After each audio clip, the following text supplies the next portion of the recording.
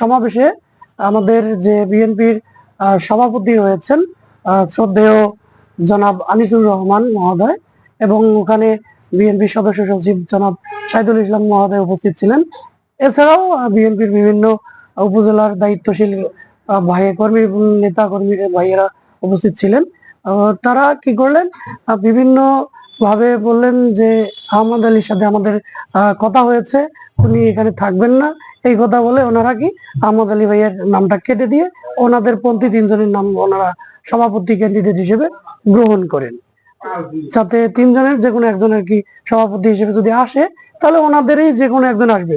কিন্তু আমরা এটা চাই না, আমরা চাই যে আমাদের ক্যান্ডিডেট জনাব অ্যাডভোকেট আহমদ আলী ভাই উনি থাকবেন, ওনাকে ব্যতি রেখে ওনাকে ব্যতীত নাম পাঠালে আমরা এই কমিটিকে মানব না এবং এলাকাবাসীরা আমার সাথে ক্ষুব্ধ হয়।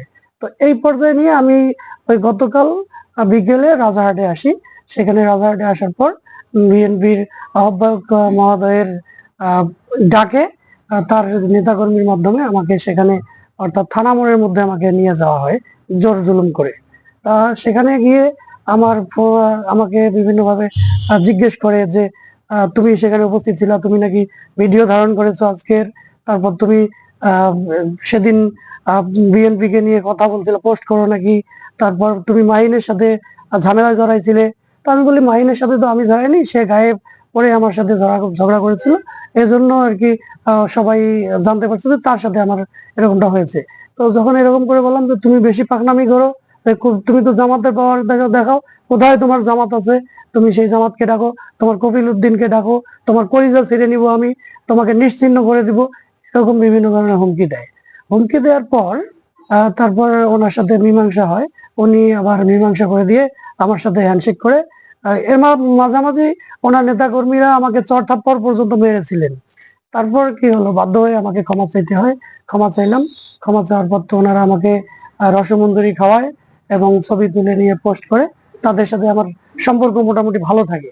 ইতিমধ্যে আজকে ভোরবেলা থেকে একটি ভিডিও সেদিনকে কালকের যে সমস্যা ছিল, ওই সমস্যার যে ভিডিওটা সভাপতি মহোদয় যে আমাকে হেনস্থা করেছিলেন তার একটি ভিডিও ভাইরাল হয়।